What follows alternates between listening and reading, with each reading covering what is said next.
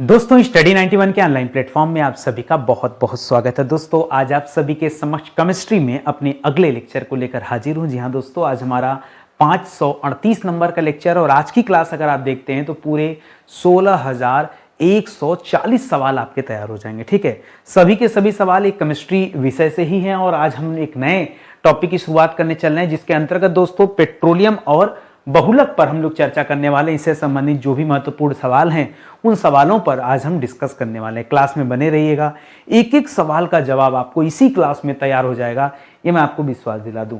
एक चीज और कहना चाहूंगा, यदि आपको क्लास पसंद आए तो एक काम कीजिएगा, स्टडी 91 ऑफिशियल हमारा ये एप्लीकेशन, इसे डाउनलोड कीजिएगा प्ले स्टोर से और इस पर अपने आप को रजिस्टर्ड करके एक बार पेड क्लास का डेमो आप जरूर देखिएगा। ठीक है, मैं क्लास परचेज करने की बात बिल्कुल नहीं कर रहा हूं, मैं कह रहा हूं डेमो देखिएगा, पसंद आए तो क्लास परचेज कीजिए, नहीं पसंद आता तो कोई बात नहीं। ठीक है, एक बार डेमो आप जरूर देखिए, आपको समझ में आ जाएगा कि क्वालिटी कैसी होनी चाहिए किसी क्लास की। तो एक मौका आप स्टडी 91 को जरूर दीजिए, यही आपसे निवेदन है। ठीक है, सवालों को स्टार्ट किया जाए। चलिए पढ़ना आरंभ करते हैं और एक एक सवाल का उत्तर बहुत आसान तरीके से मैं आपको समझाता हूं। पहला सवाल मान लीजिए परीक्षा में आ गया कि ताप तथा ऊर्जा के स्रोत के रूप में जो प्रयुक्त पदार्थ होते हैं, जिन पदार्थों का इस्तेमाल किया जाता है वो पदार्थ क्या कहलाते हैं, जिनसे हमें ताप या ऊर्जा मिलता है। एग्जाम्पल ले लिया कोयला, कोयले को जलाएंगे तो उससे ऊर्जा आपको मिलेगी, उससे ताप आपको मिलेगा। पेट्रोल का दहन करेंगे, डीजल का दहन करेंगे, केरोसिन, इस तरह का कोई भी पदार्थ, ये पदार्थ कहलाता क्या है, इसी को हम कहते हैं ईंधन। क्या कहते हैं, याद रखेगा, ये जो प्रयुक्त पदार्थ होते हैं इसी को क्या कहते हैं, ईंधन कहा जाता है। ठीक है, तो ईंधन कोई पूछे तो अब इसको उल्टा करके हम लोग पढ़ लेते हैं। कोई पूछे ईंधन क्या है तो क्या बताएंगे, लिखेगा ईंधन के दहन के फलस्वरूप, ईंधन के दहन के फलस्वरूप ताप तथा ऊर्जा प्राप्त होती है। ठीक है, प्राप्त होती है। ठीक है, बस ये आपका उत्तर निकल कर आ गया। तो इस तरह से दोस्तों एक एक बातों को आप समझिए और जवाब आप तैयार रखिए कि किस सवाल का क्या जवाब हो सकता है। थोड़ा सा और डिफिकल्ट सवाल लेते हैं। कह रहा ताप तथा ऊर्जा के स्रोत के रूप में प्रयुक्त पदार्थ यानी जो ईंधन होते हैं ये किस प्रावस्था में होते हैं। ईंधन की कितनी अवस्थाएं हो सकती हैं, आपसे सवाल क्या कर रहा है, सवाल आपसे पूछा जा रहा है कि ईंधन की अवस्थाएं कितनी हो सकती हैं।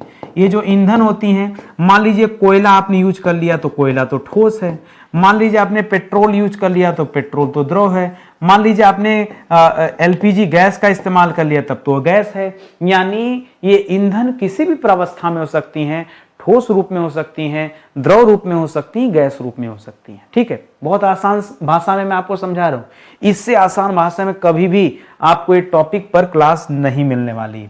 अगला सवाल देखिए, अब थोड़ा थोड़ा कठिन सवाल बन रहा है।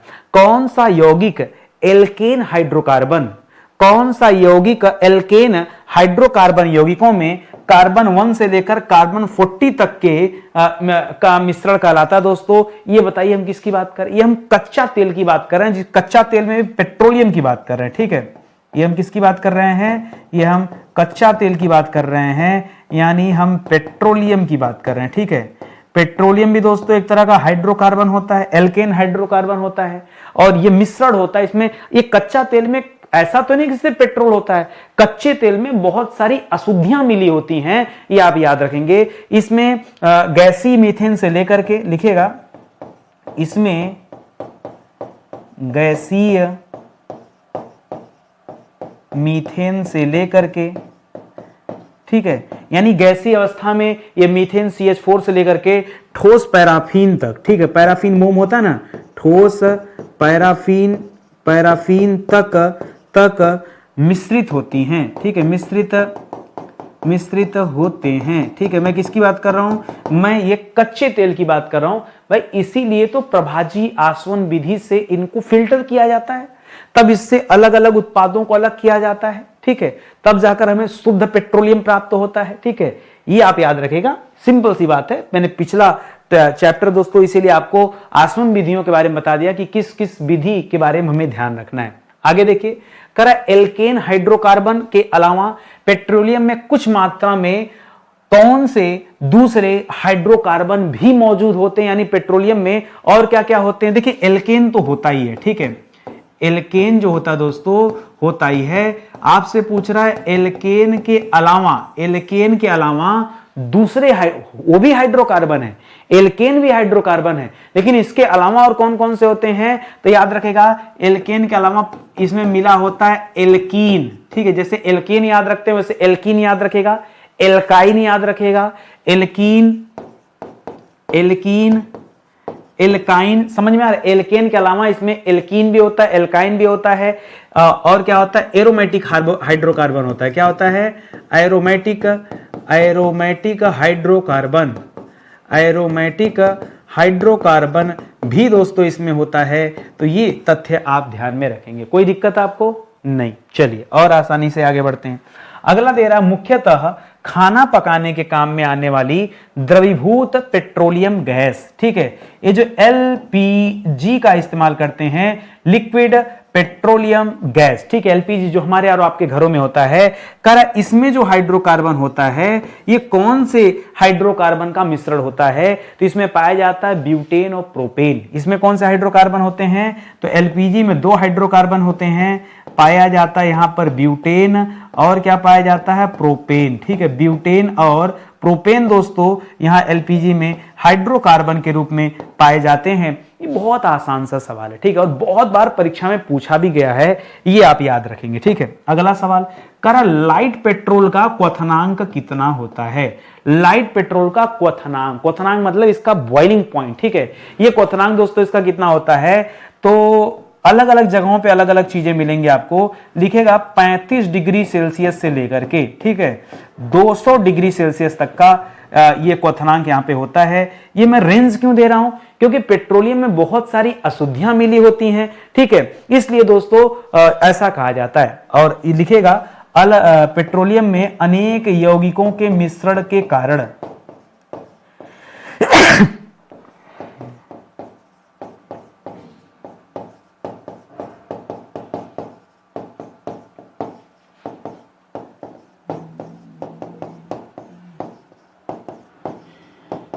पेट्रोलियम में केवल पेट्रोलियम तो होता ही नहीं है, उसमें तो बहुत सारे उप उत्पाद होते हैं, ठीक है, जो प्रभाजी आसवन की विधि जब बार बार दोहराई जाती है तो उससे अलग अलग उप उत्पाद हमें मिलते जाते हैं, ठीक है। इस वजह से 35 डिग्री सेल्सियस से लेकर के 200 डिग्री सेल्सियस तक ये जो पेट्रोलियम होता है इसका क्वथनांक पाया जाता है। ये आप याद रखेंगे, वो भी लाइट पेट्रोलियम की ये बात हो रही है, ठीक है।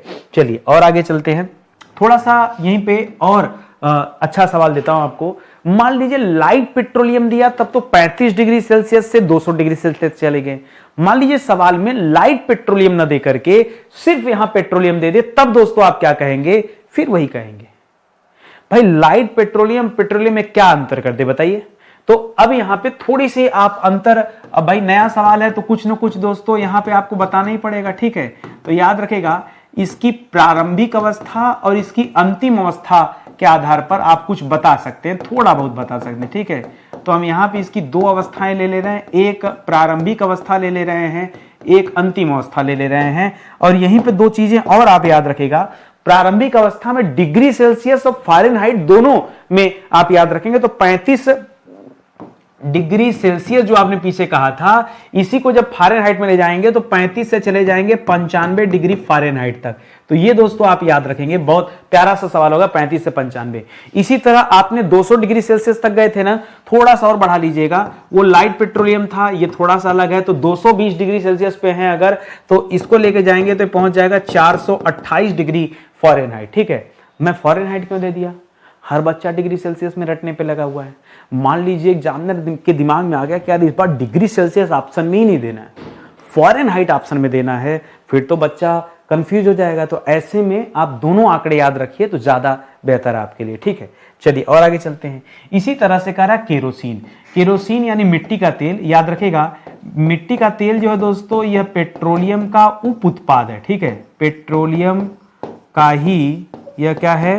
उप उत्पाद है। ये दोस्तों आप याद रखेगा, ठीक है, ये पेट्रोलियम का उप उत्पाद है, ये आप ध्यान में रखेंगे, ठीक है। कह रहा है कि केरोसिन यानी मिट्टी के तेल का क्वथनांक दोस्तों कितना होता है, तो इसका क्वथनांक इसी के रेंज में आता है, लेकिन थोड़ा सा कम लिखेगा। कहा जाता है 150 डिग्री सेल्सियस से लेकर के 200 डिग्री सेल्सियस तक दोस्तों ये सीधे सीधे मिट्टी के तेल का क्वथनांक माना जाता है। देखिए जैसे जैसे उप उत्पाद की तरफ आएंगे वैसे वैसे बॉइलिंग पॉइंट बढ़ता जाता है, क्वथनांक की दर जो होती है वो बढ़ती जाती है। ठीक है, तो याद रखेंगे। देखिए अगर थोड़ा सा कम ध्यान देंगे आप तो पेट्रोलियम के बाद डीजल का नंबर आना चाहिए, जबकि मैंने केरोसिन ऑयल लिख दिया, डीजल को लास्ट में कर दिया, जानबूझ के किया कि थोड़ा सा आपको मैं समझा पाऊं। अब देखिए पेट्रोलियम सबसे इंपॉर्टेंट है, तो 35 डिग्री सेल्सियस का क्वथनांक है, शुरुआती क्वथनांक। लेकिन अगर आप डीजल की बात करेंगे, अगला नंबर हमारा सवाल में ही दे रहा है कि डीजल का क्वथनांक कितना है, तो इसका क्वथनांक दोस्तों ये जो अगला दिया हुआ है, ये हमारा केरोसिन दिया हुआ है, इसके अंदर ही है। केरोसिन का 150 से 200 डिग्री सेल्सियस जो आपने किया, 200 क्या 250 डिग्री सेल्सियस को करिए, 200 नहीं, कम से कम 100 करें, सॉरी 250 डिग्री सेल्सियस। ठीक है, तो जब आप डीजल में आएंगे तो डीजल का क्वथनांक जो होगा, क्योंकि पेट्रोलियम का पहला उप उत्पाद जो है डीजल है, डीजल के बाद केरोसिन ऑयल का नंबर आता है, तो ये जो डीजल है ये 150 के और अंदर चला जाएगा। ये रहता है दोस्तों, ये 150 डिग्री सेल्सियस से स्टार्ट होता है, on an average 200 degree Celsius तक जाता है, लेकिन कभी कभी डीजल चला जाता है दोस्तों करीब 385 डिग्री सेल्सियस तक। ठीक है, ये आप याद रखेंगे।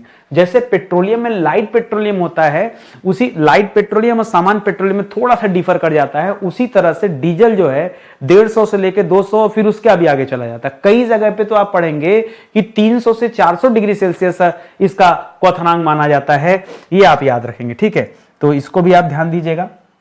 करा ग्रीस हो गया, वैसलीन हो गया, पैराफिन मोम वगैरह हो गया, इसका क्वथनांक याद रखेंगे 400 डिग्री सेल्सियस से अधिक। ठीक है, इसका क्वथनांक कितना होता है, सीधे सीधे 400 डिग्री सेल्सियस से अधिक होता है। ग्रीस, वैसलीन, पैराफिन मोम, ये सब के सब दोस्तों क्या है, ये पेट्रोलियम के उप उत्पाद है। ठीक है, ये सभी भी क्या है दोस्तों, यह पेट्रोलियम के उप उत्पाद कहे जाते हैं। ठीक है, ये बहुत अच्छा सा सवाल है, इसे आप ध्यान में रखेंगे। कह पेट्रोल की गुणवत्ता यह किस संख्या में से मापी जाती है, तो ऑक्टेन नंबर में। ठीक है, पेट्रोल की गुणवत्ता जो होती है दोस्तों ये कैसे मापी जाती है, ये ऑक्टेन नंबर में दोस्तों मापी जाती है, ऑक्टेन संख्या में मापी जाती है, आप याद रखेंगे। ये आप बहुत अच्छा सा सवाल है। ठीक है, ऑक्टेन संख्या ये आप याद रखेंगे। अच्छा, एक सवाल ही दे रहा है कि किसी ईंधन की मान लीजिए ऑक्टेन संख्या बढ़ाना है, ठीक है, के लिए उसमें क्या मिलाया जाता है। कोई ईंधन है, आप चाह रहे हैं कि उसकी ऑक्टेन संख्या बढ़ा दी जाए। ठीक है, यानी ऑक्टेन संख्या बढ़ जाने से गुणवत्ता बढ़ जाएगी, तो ऑक्टेन संख्या बढ़ाने के लिए उसमें क्या मिला दिया जाता है, उसमें अपस्फोटी पदार्थों को मिला दिया जाता है। क्या मिला दिया जाता है इसमें, अपस्फोटरोधी बोलते हैं उसको। ठीक है, अपस्फोटरोधी पदार्थ को दोस्तों इसमें मिला दिया जाता है। अभी आगे मैं बताता हूं कि वो पदार्थ कैसे होते हैं। और एक सामान्य सी चीज मैं बता दूं, ऑक्टेन संख्या यदि कहीं बढ़ानी है तो उसके लिए एक छोटा सा फार्मूला याद रखिए, कम ऑक्टेन वाले ईंधन को उच्च ऑक्टेन वाले ईंधन में मिला दीजिए। क्या करना होता है, कम, ये देसी जुगाड़ है, ठीक है, कम ऑक्टेन वाले ईंधन को उच्च ऑक्टेन वाले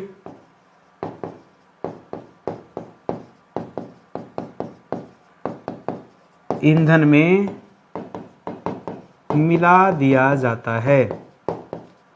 समझ रहे हैं? तो दोस्तों जब इसको मिला दिया जाएगा तो दोस्तों अपने आप ऑक्टेन संख्या क्या हो जाएगी, बढ़ जाएगी। जैसे इथेनॉल वगैरह हो गया या टेट्राएथिल लेड वगैरह हो गया, ये इसका उदाहरण है। ठीक है, जैसे मान लीजिए एग्जांपल आपके मन में आ जाए तो याद रखिएगा, इथेनॉल का नाम सुना होगा, इथेनॉल का नाम सुना होगा, या टेट्राएथिल, टेट्रा लिखिए, ट्रेटा नहीं,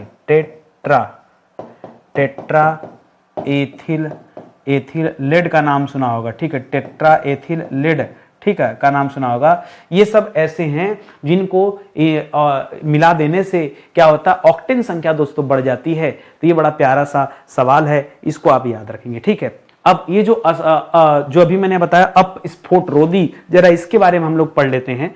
करा इंजन में इंजन में कोई इंजन है, मान लीजिए कार की इंजन, बस की इंजन, ट्रक की इंजन, कोई भी इंजन है, उसमें ईंधन के असमान दहन, ठीक है, असमान दहन से उत्पन्न विस्फोट या गड़गड़ाहट की आवाज, इसको क्या कहा जाता है? तो ये जो गड़गड़ाहट की आवाज है इसी को अपस्फोटन कहा जाता है। क्या कहा जाता है दोस्तों?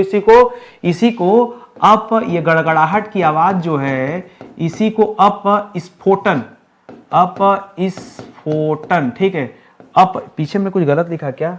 ठीक है, अपस्फोटन कहा जाता है, ये आप याद रखेंगे। एक सवाल और लीजिए, कह रहा है किसी तेल का अपस्फोटन कम करने के लिए जो गैसोलीन होता है उस गैसोलीन में क्या मिलाने से ऑक्टेन संख्या बढ़ जाती है? दोनों एक दूसरे का अपोजिट होते हैं। अगर अपस्फोटन कम कर देंगे तो ऑक्टेन संख्या बढ़ जाएगी, लेकिन इसमें मिलाया क्या जाए? पीछे तो पढ़ाया अभी आपको, इसमें अपस्फोट रोधी पदार्थ मिला दिया जाए, ठीक है, अपस्फोट रोधी पदार्थ मिला दिया जाए। जैसे दोस्तों इसमें इथेनॉल मिला दिया जाए, जैसे दोस्तों इसमें टेट्रा एथिल लेड मिला दिया जाए, ठीक है, तो हमारा काम क्या हो जाएगा? बन जाएगा आदि, ठीक है। तो ये आप याद रखेंगे, इससे क्या होगा? ऑक्टेन संख्या बढ़ जाएगी। और ये सवाल बहुत बार परीक्षा में आया हुआ है, इसको ढंग से आप पढ़िएगा। करा प्रमुख अपस्फोट रोधी यौगिक दोस्तों कौन कौन से हैं? अभी तो बताया, फिर से इसी को लिखिए, बार बार लिखिए, इतने बार लिख लीजिए ना कि अमेरिका वगैरह में दोस्तों इथेनॉल का यूज बहुत ज्यादा किया जाता है, ठीक है, अमेरिका वगैरह में इथेनॉल का यूज बहुत ज्यादा किया जाता है। और हमारे यहाँ पे दोस्तों ये टेट्रा एथिल लेड का इस्तेमाल खूब होता है, ठीक है, टेट्रा एथिल लेड का इस्तेमाल खूब होता है। ये दोस्तों अपस्फोट रोधी हैं, इनको मिलाने से ऑक्टेन संख्या दोस्तों बढ़ जाती है, ये आप याद रखेंगे, ठीक है। ध्यान दीजिएगा, अभी मैं जो पढ़ा रहा हूं दोस्तों ये आपको अपना 8वां विषय पढ़ा रहा हूं, ठीक है, क्योंकि 7 विषय मैं आपको विधिवत पढ़ा चुका हूं, जिसमें पूरी हिस्ट्री आपको पढ़ा दिया, पूरा संविधान पढ़ा दिया, पूरा भूगोल 2 पार्ट में पढ़ा दिया, पूरा फिजिक्स पढ़ा दिया। अब हम केमिस्ट्री विषय पे चर्चा कर रहे हैं। बहुत जल्द दोस्तों एक केमिस्ट्री विषय भी हमारा समाप्त होने वाला है। मुझे लगता है जो भी 10-5 लेक्चर और बचा हो अभी आपका कंप्लीट हो जाएगा जो है हमारी क्लास, ठीक है। तो आप क्लास में बने रहिए। मैं नहीं चाहता कि कोई टॉपिक छूटे, कंप्लीट करने को तो मैं 1 ही 2 लेक्चर में कंप्लीट कर दूं, लेकिन जब तक मैं केमिस्ट्री के एक टॉपिक से सवाल जवाब नहीं करा लेता तब तक मुझे चैन नहीं रहता है।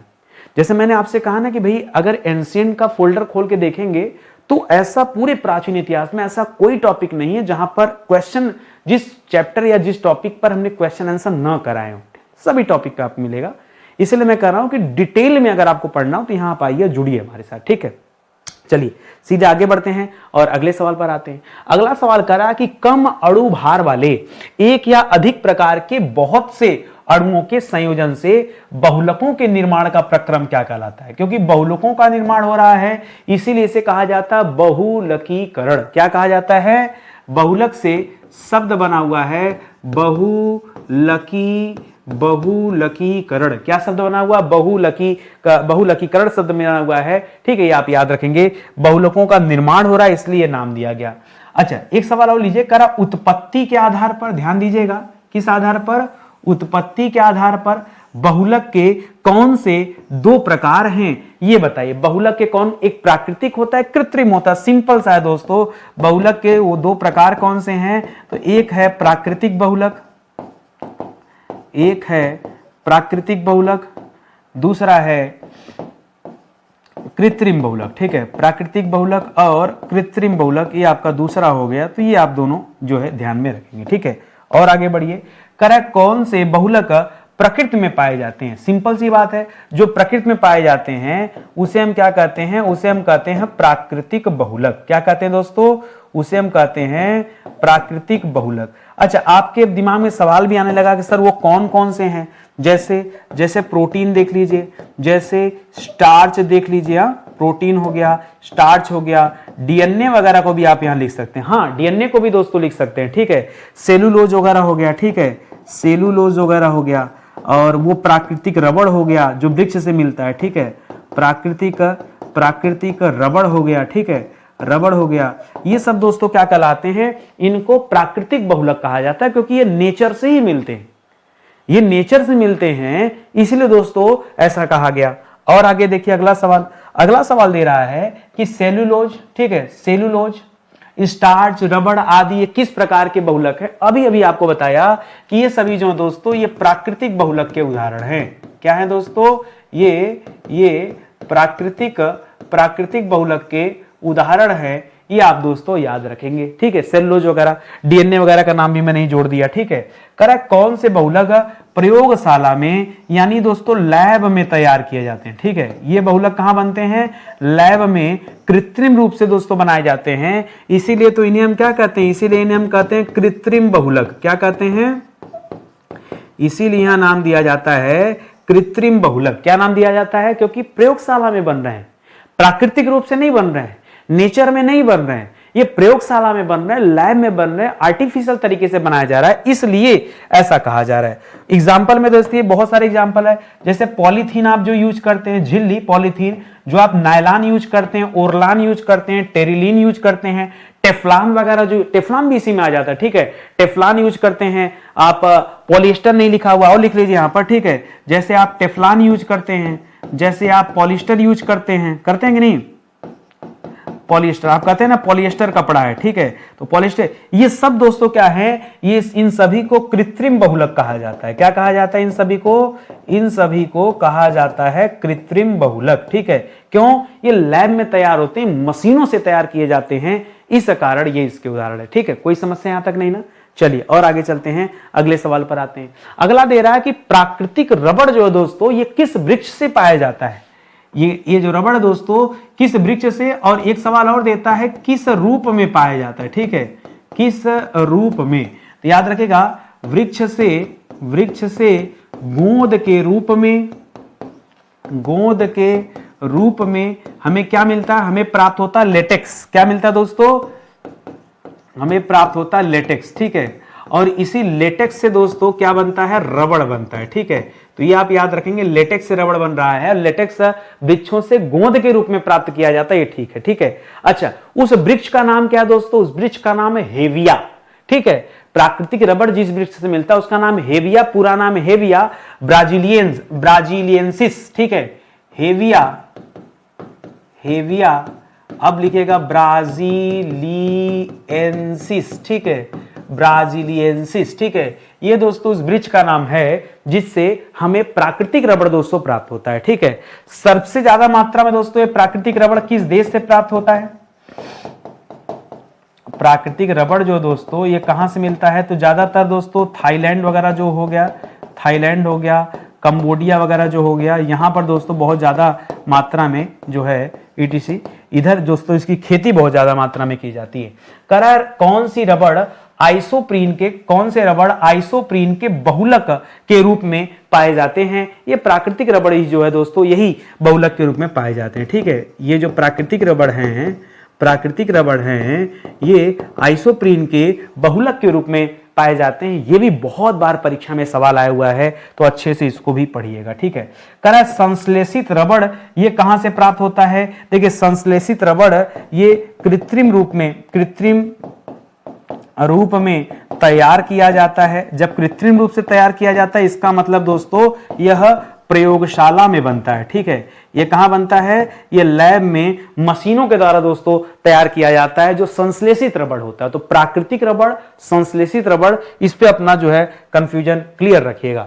करा कौन सा बहुलक पॉलीटेट्राफ्लोरोएथिलीन होता है? कौन सा बहुलक पॉलीटेट्राफ्लोरोएथिलीन होता है? अब नाम बताइए, थोड़ा सा डिफिकल्ट है आपको लग रहा होगा, बट बहुत आसान है। ये हम बात करें टेफ्लॉन की, ठीक है।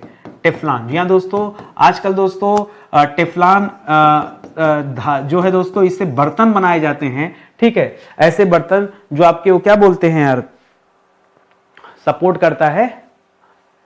अरे देखो इतना अच्छा सा नाम है यार, भूल गया।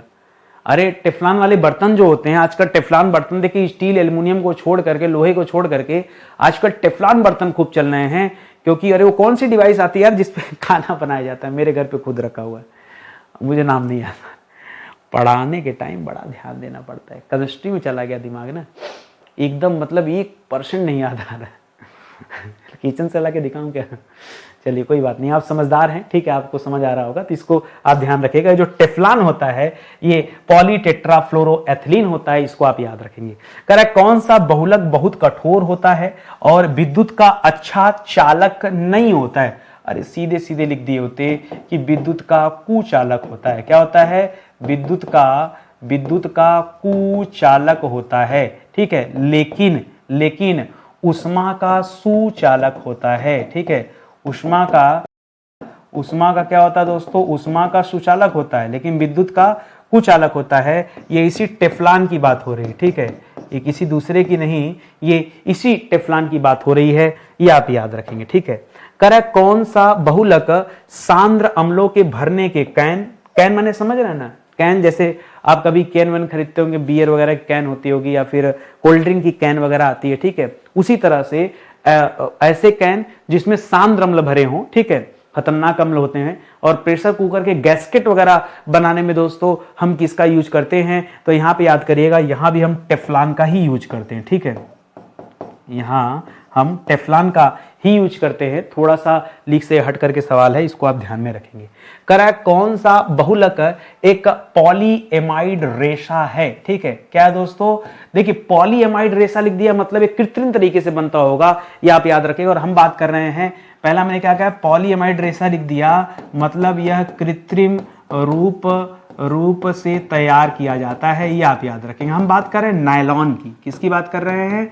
हम बात कर रहे हैं नायलॉन रेशा की। ये एक तरह का क्या है दोस्तों? यह एक तरह का पॉलीएमाइड रेशा है, कृत्रिम रूप से दोस्तों इसे तैयार किया जाता है, या आप कह सकते हैं यह एक तरह का सिंथेटिक रेशा है। क्या दोस्तों? सिंथेटिक बहुलक है, ऐसे कह सकते हैं, ठीक है, या सिंथेटिक रेशा है, ऐसा भी दोस्तों आप बोल सकते हैं, ठीक है, ये आप याद रखिएगा, ठीक है। और आगे चलते हैं।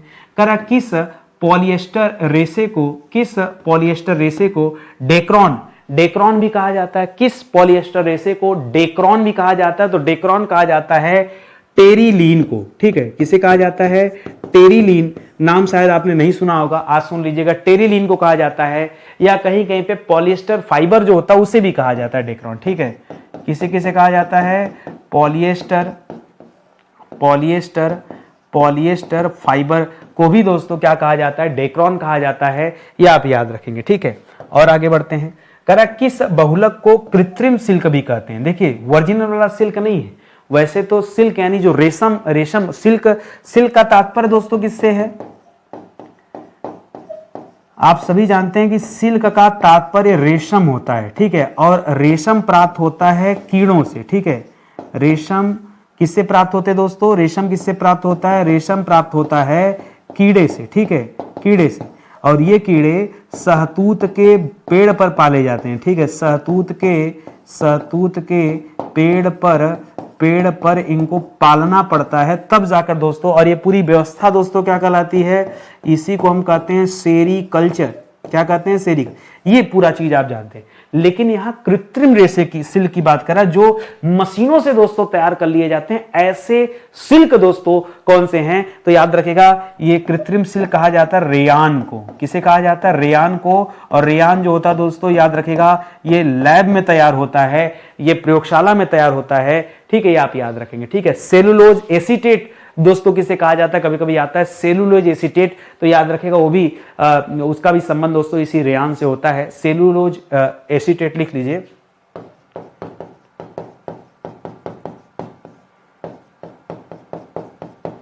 सेलुलोज एसीटेट, ये भी दोस्तों इसी रेयान से संबंधित है, ये तथ्य आप याद रखेंगे, ठीक है। तो जब ऐसे पढ़ेंगे ना डिटेल में, तब जाकर दोस्तों आपका एक एक टॉपिक जो है कंप्लीट होगा।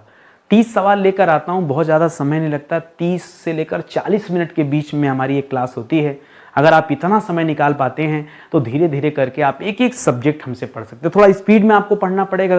अगर आप आज पहली बार हमारे पास आ रहे हैं तो थोड़ा समय लगेगा कवर करने में। भाई 538 लेक्चर हमारे कवर हो रहे हैं। इतना लेक्चर अगर मैं रोज एक लेक्चर पढ़ाता हूं तो 365 दिन अगर लगातार आप पढ़ते हैं एक साल तक, तो आप सिर्फ 365 कवर कर पाएंगे। हम तो 465 नहीं, हम तो 565 अब पहुंचने वाले हैं। 200 लेक्चर और ज्यादा हो चुके हैं, 150 लेक्चर ज्यादा हो चुके हैं। मतलब सीधा सीधा देखिए तो 1.5 साल तक अगर आप लगातार पढ़ते हैं तो भी आप हमें पकड़ नहीं पाएंगे। क्यों? 1.5 साल बाद तो हम 450 लेक्चर और आगे बढ़ जाएंगे, समझ रहे हैं? 1.5 साल बाद हम 500 लेक्चर और आगे चले जाएंगे, ठीक है? तो आप कहां से हमें जो टच कर पाएंगे?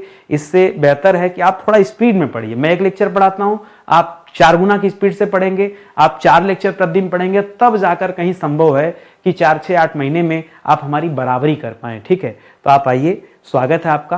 फायदा आपको ही मिलेगा, चाहे स्पीड में पढ़ें चाहे धीरे पढ़ें, दोनों केस में फायदा आपको मिलेगा, नुकसान कुछ नहीं होगा। मेरी क्लास में मैं इधर उधर की बातें भी नहीं करता, ठीक है? कोई टाइम पास नहीं, सिर्फ मुद्दे की बात करता हूं। कोशिश ये करता हूं कितना कम समय में कितना बेहतर ढंग से मैं आपको समझा पाता हूं। ये हमारा नया एप्लीकेशन है स्टडी 91 ऑफिशियल, इसे आप डाउनलोड कर लीजिए प्ले स्टोर से। सारी क्लासेस हमारी इसी एप्लीकेशन पे चलती हैं, तो खुद को रजिस्टर्ड कर लीजिए, डेमो देखिए, पसंद आए तो बैच ज्वाइन कीजिए, ठीक है? ये हमारा हेल्पलाइन नंबर है, कहीं कोई शंका हो तो आप कॉल करके जो है संपर्क कर सकते हैं। और किसी को PDF वगैरह अगर परचेज करना हो, ध्यान दें, किसी को PDF वगैरह और ई बुक के बारे में अगर इंक्वायरी करनी हो कि सर ये वाली क्लास का PDF कहाँ मिलेगा, तो सीधे 9026156165 पर दोस्तों व्हाट्सअप कर ले और उसको डेमो मिल जाएगा, वहाँ से आप जो है PDF देख सकते हैं। इस क्लास का भी PDF आपको ही मिल जाएगा, फ्री वाला भी पेड वाला भी, जैसा चाहेंगे कि सर में प्रिंट कराना है वो सब आपको मिल जाएगा। तो आप इस नंबर से कनेक्ट हो जाइए, कॉल कर लीजिए, चाहे मैसेज डाल दीजिए, तो आपको सपोर्ट मिल जाएगा, ठीक है? मिलते हैं अगले लेक्चर में, तब तक के लिए बहुत बहुत धन्यवाद आप सभी का। क्लास अच्छी लगी हो तो लाइक कमेंट शेयर जरूर कीजिएगा, ये आपसे निवेदन है। चैनल को सब्सक्राइब नहीं किया तो कर लीजिए, क्योंकि उसके बिना आपके पास नोटिफिकेशन नहीं जाएगा और आपको पता नहीं चलेगा नितिन सर कब क्या पढ़ाते हैं, ठीक है? बहुत बहुत धन्यवाद आपका। जय हिंद, जय Bharat, thank you so much.